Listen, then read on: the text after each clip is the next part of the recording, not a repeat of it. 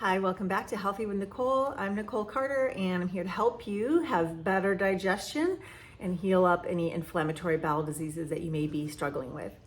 And in today's video, I want to talk about the power of sugar. I've mentioned this a little bit before, and I want to keep talking about it because I think it's so helpful, so powerful, and so accessible for people. One of the things that people really struggle with that have digestion problems or an inflammatory bowel disease is getting care. They simply can't get enough help.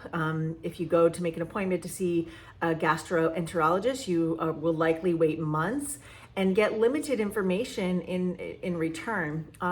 The typical Western medicine route is going to be get a colonoscopy and prescription for any inflammatory medications, anti-inflammatories, so, this could include some drugs that have some pretty bad side effects. And this may or may not be necessary, but this is the way it is. And so I want to give you some other things to think about that might help you to actually lessen your symptoms, prevent problems, and improve your digestion. And that comes down to being able to digest your food. One of the simplest things to do is eat foods that you can digest. And if you think about what do we need? Proteins, carbs, fats. Okay, well, your proteins are already pretty easy to digest as long as they're animal proteins. Plant proteins are a different story, much harder to digest. But you can easily get your animal proteins in. And then you have your carbohydrates, which are more difficult to digest. And those are the ones that we need the most of because that's what our body runs on. And so we need actually very small amounts of protein. I know everyone is really big on the protein needs, but you can, get away with about 100 grams of protein for, women and men, and even less for women. And I think you'd do okay. But carbohydrates, you can't do without. You got to have it. You need it to run your brain, your body. All functions of life run on glucose. And if you don't get it through your diet, your body will make it by tearing itself down and creating more glucose through gluconeogenesis. And so we don't want to do that because that's adding stress to the body.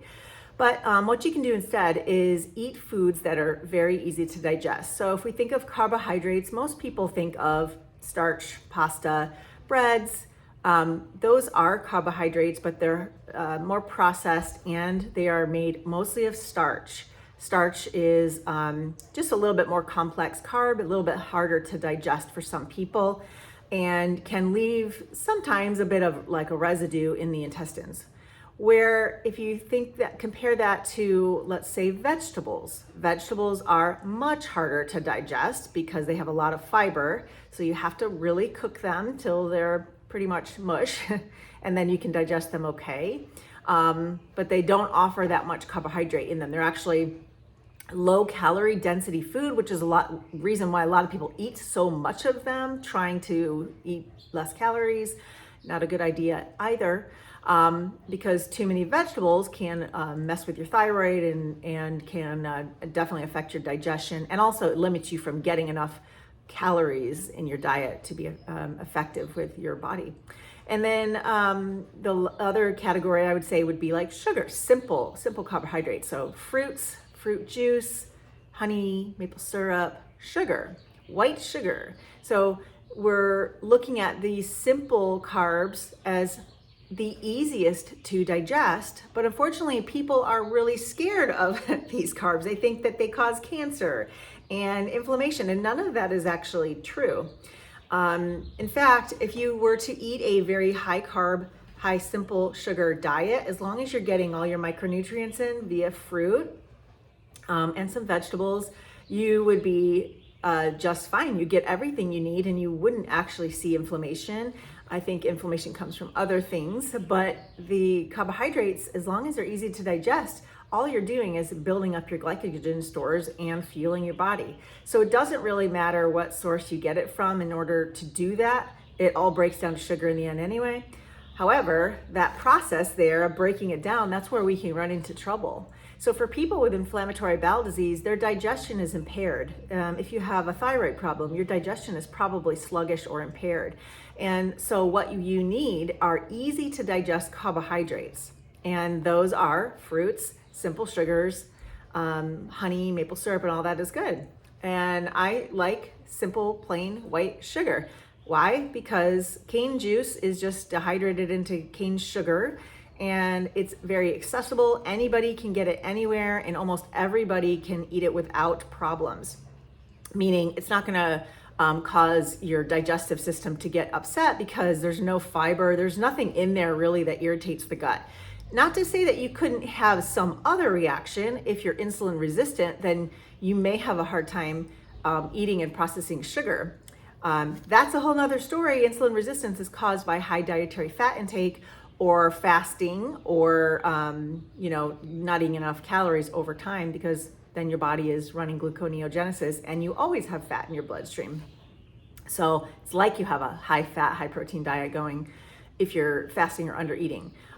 So those are the situations that cause insulin resistance, which would make you have a difficult time processing sugars and carbs, especially simple sugars. But other than that, it's a great way to get your carbohydrates in because they're easy to digest and simply, go right into your bloodstream. So if you're having a hard time getting enough carbohydrates in, I highly recommend that you turn to fruit juices, and simple sugars.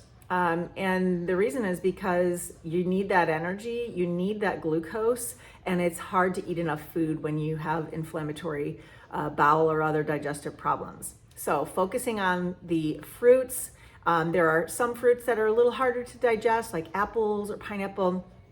So things like that, or with seeds like blackberries, I would say you probably want to avoid those right now until your digestion is much better, and then you can add that in later on. But simple fruits, fruit juices, and I actually add sugar to my fruits to make sure I get enough glucose and have no digestive problems from it.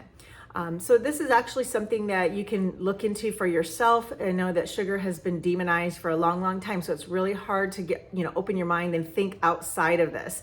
But the truth is that fat is what is causing people to have problems.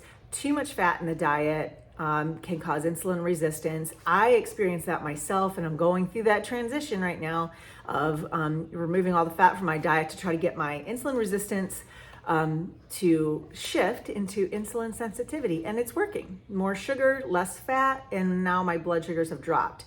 So don't fear sugar. Sugar is very good for your body. It's a great source of energy that's easy to digest, can be very helpful if you have an inflammatory bowel situation. So I'd love to hear your comments below. I know some might be spicy, but anyway, go for it, and I'll see you in the next video.